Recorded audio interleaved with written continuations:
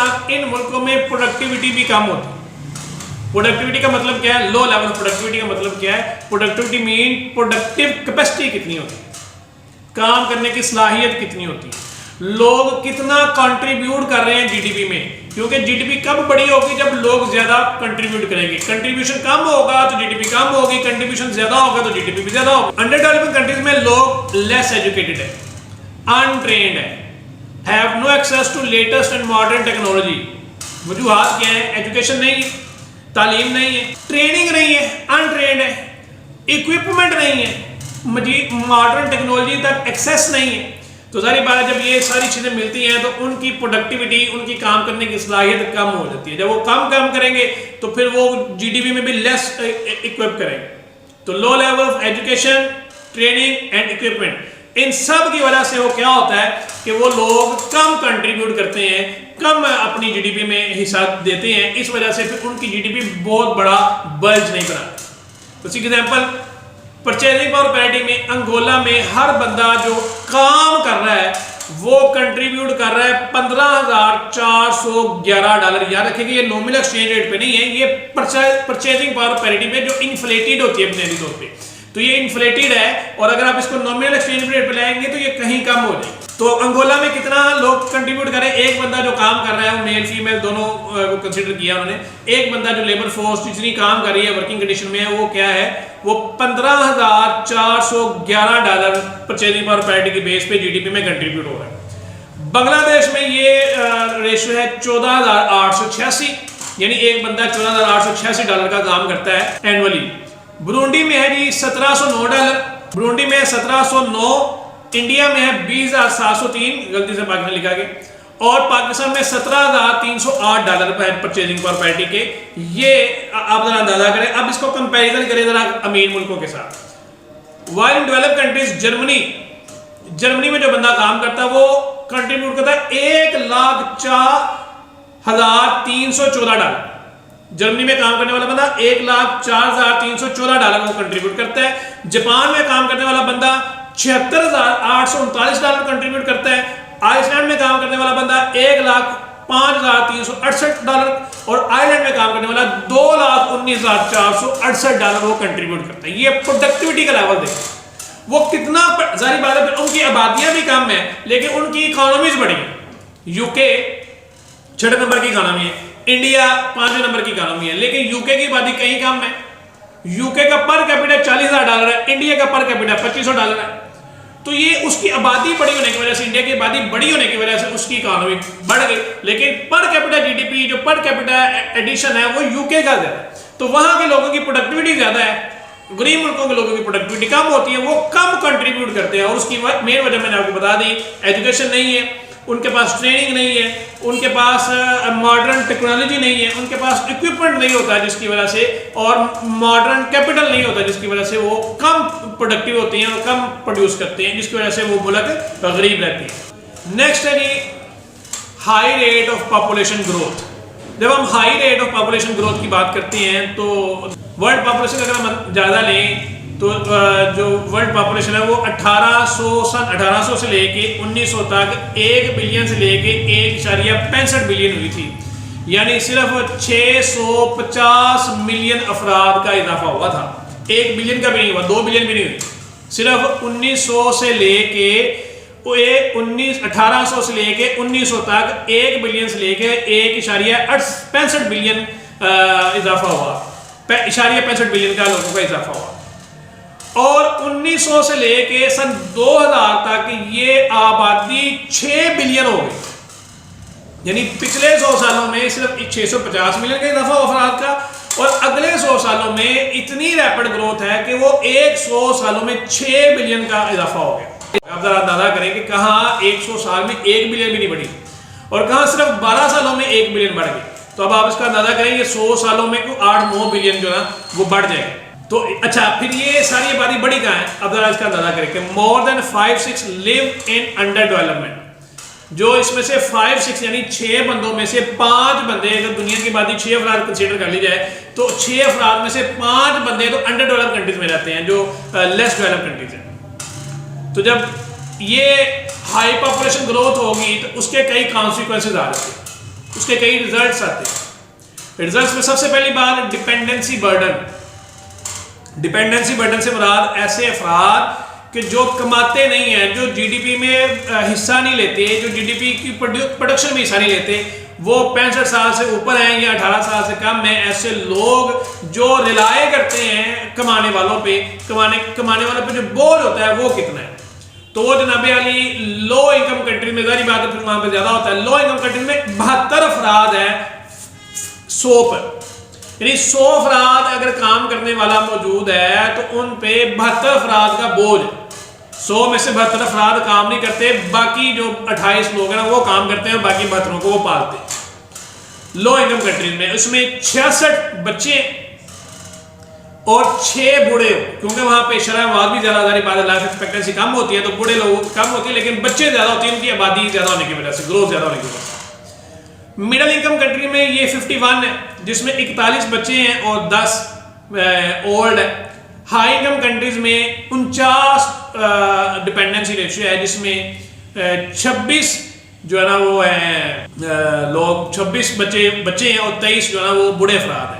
तो ये वहाँ पे चूंकि आप देखें बच्चों की शरह भी कम है, उसकी वजह ये है कि वहाँ पे ग्रोथ रेट कम है, पॉपुलेशन ग्रोथ कम है, और वहाँ पे चूंकि डेथ रेट भी कम है, इसलिए बूढ़े अफराद भी ज़्यादा होते हैं। जैसे जापान की डिपेंडेंसी को 72 है, उसकी वजह यही है, हालांकि वो डेवलप कंट्री है लेकिन वहाँ पे कमाने वाले कम है, क्योंकि रिप्लेसमेंट नहीं हो रही, बच्चे पैदा कम हो रहे हैं, बूढ़े ज़्यादा हो रहे हैं, तो पॉपुलेशन ग्रोथ है ही नहीं, वो नेगेटिव ग्रोथ चल रही है उनकी। यानी इतना भी नहीं है कि जो लोग बूढ़े हो रहे हैं, काम छोड़ रहे हैं, उनकी जगह नई भर्ती नहीं आ रही। तो अगर आप इसका अंदाजा करें डेवलप कंट्रीज में और अंडर डेवलप कंट्रीज में जो बर्डन कितना है डिपेंडेंसी का, अंगोला में 91, यानी 100 अफराद में से सिर्फ 91 बंदे तो बैठ के खाने वाले हैं, बाकी सिर्फ 9 बंदे काम करते हैं, तो गुर्बत रहनी। कैमरून में 82 और पाकिस्तान में 70, ये डिपेंडेंसी रेशियो है, यानी 100 अफराद में से 70 बंदों का बोझ है और बाकी 30 बंदे कमाने वाले। जर्मनी में देख लिए 56 डिपेंडेंसी बर्डन है, यूके में 58 है और आयरलैंड में 53, यानी जो डेवलप कंट्रीज है उनमें ऑलमोस्ट 50 और 60 के दरमियान है, और बाकी जितने अंडर डेवलप कंट्रीज हैं उन सब में ये डिपेंडेंसी रेशियो ज्यादा है, यानी कमाने वाले कम है और खाने वाले ज्यादा हैं। तो जब खाने वाले ज्यादा होंगे तो फिर सेविंग नहीं हो सकेगी, बचत नहीं हो सकेगी, इन्वेस्टमेंट नहीं होती, वो 100 आने फिर गुर्बत के शिकार हम रहते हैं। High level of unemployment and under employment, तो हाई पॉपुलेशन ग्रोथ जब होगी तो रिजल्ट क्या आएगा, लोग ज्यादा होंगे, अब जीडीपी कम है, गुर्बत है, पैसा है नहीं, तो सारी बात है फिर काम करने की सहूलतें मुयसर नहीं होंगी, अनएम्प्लॉयमेंट रेट बढ़ना शुरू हो जाए। तो अनएम्प्लॉयमेंट भी 2 किस्म का है, एक अनएम्प्लॉयमेंट और एक अंडर एम्प्लॉयमेंट। अनएम्प्लॉयमेंट तो सिंपली हम बात करते हैं कि ऐसा बंदा अनएम्प्लॉयड है जो काम करना चाहता है, काम करने की ख्वाहिश रखता है, काम ढूंढता है लेकिन उसको काम मिलता नहीं। ऐसा ही बंदा जो काम करना चाहता है, काम करने की ख्वाहिश है, क्वालिफाइड भी है, काम उसको आता भी है, लेकिन उसको काम नहीं मिलता और वो घर बैठा हुआ, तो ऐसा बंदा तो हो गया अनएम्प्लॉयमेंट। इसको हम ओपन अनएम्प्लॉयमेंट कहते हैं। A person will be unemployed if he wants to get work but unable to find it, काम करना चाहता है, काम मिल नहीं रहा, तो वो अनएम्प्लॉयमेंट है, अनएम्प्लॉयड है, जो एक एज में है, उस एज में है काम करने की। दूसरा under employment of labour. Under employment of labour ये है कि working less than what they could, जितना वो काम कर सकता है उससे कम उसको काम मिलता। एक बंदा वो 8 घंटे काम करना चाहता है लेकिन उसको काम ही 4 घंटे का मिलता है, उससे ज़्यादा काम ही नहीं मिलता, कैपेसिटी नहीं, लोगों को रखते नहीं, या वो अंडर वेज है, यानी वो उसकी जो एक्चुअल वेज है, जो स्किल्ड है, उसकी एक्चुअल वेज तो होनी चाहिए 50,000, लेकिन वो काम कर रहा है 30,000 रुपये, तो वो भी अंडर एम्प्लॉयड है। इस तरीके से एक ऐसा बंदा भी अंडर एम्प्लॉयड है कि जो काम तो फुल कर रहा है, पूरा 8 घंटे काम कर रहा है, लेकिन प्रोडक्टिविटी नहीं है उसकी, जीरो है। यानी बहुत से लोग ऐसे काम कर रहे होते हैं होटलों पे, छोटे मोटे कामों पे, अगर उनको उस काम से हटा भी दिया जाए तो उस काम पे कोई फर्क नहीं पड़ता, उनकी प्रोडक्टिविटी जीरो है, वो काम उतना ही होता रहता है, वो सिर्फ साथ लगे होते हैं। तो ये भी उनके वहाँ पे मसला है, क्योंकि इसको हम कहते हैं डिस्गाइज अनएम्प्लॉयमेंट, छुपी हुई बेरोजगारी होती है कि लोग बंदे काम कर रहे होते हैं, ज़ाहिरन काम कर रहे होते हैं, सुबह जाते हैं शाम को आते हैं, कुछ कमा भी रहे हैं, लेकिन उनकी प्रोडक्टिविटी जीरो होती है। अगर उनमें से आधे भी उस काम से हटा दिए जाएंगे तो उस होटल पे, उस कारखाने पे, उस फैक्ट्री पे कोई फर्क नहीं पड़ेगा, वो लोग वैसे ही काम करते रहेंगे। एक और चीज वल्नरेबल एम्प्लॉयमेंट, ऐसी एम्प्लॉयमेंट को कहते हैं कि जिसमें किसी किस्म की कोई राइट्स नहीं होते, जिसमें किसी किस्म की कोई कह रहे कॉन्ट्रैक्ट्स नहीं होते, लेबर लॉज नहीं होते, बगैर कॉन्ट्रैक्ट्स के, बगैर लेबर लॉज के, बगैर मिनिमम वेजेस के लोग काम करने पे मजबूर होते। एक शैडो इकोनॉमी में वो लोग काम कर रहे होते। Vulnerable work because of lack of regulation of any kind as per labor laws, which usually includes lack of provision of social security। कोई social security नहीं है, बंदा बीमार हो गया है, उसको कोई इलाज की सहूलतें नहीं है उस फैक्ट्री की तरफ से, या वो फौत हो गया खुदा ना खासा, उसको कोई उसके फैमिली को कोई बेनिफिट नहीं है, वो भूखा मरेगा। जॉब कॉन्ट्रैक्ट्स नहीं है कि आप 1 साल से पहले या 2 साल से पहले किन कंडीशन पे जॉब आप करेंगे। उसके बाद ट्रेड यूनियंस का हक नहीं है। तो बेसिक राइट्स जो लेबर के होते हैं वो लेबर लॉज फॉलो नहीं होते।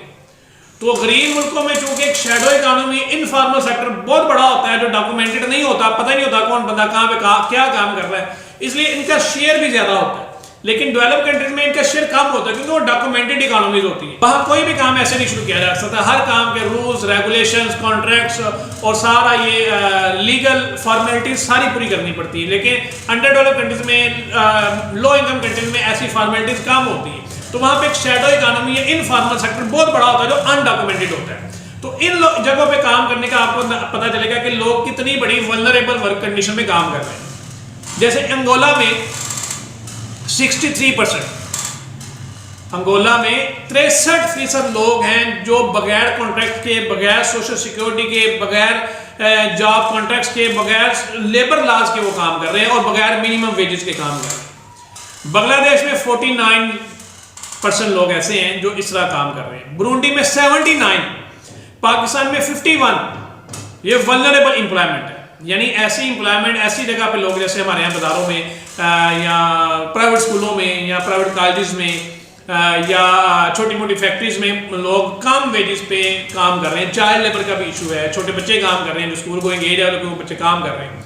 तो ये वल्नरेबल, उनकी कोई सिक्योरिटी नहीं, उनका जॉब कॉन्ट्रैक्ट नहीं है। जब दिल जाएगा मालिक निकाल देगा, वो अगले दिन उसको जवाब दे देगा कि भाई आप ना आए, हमारे साथ ना आए, ठीक है।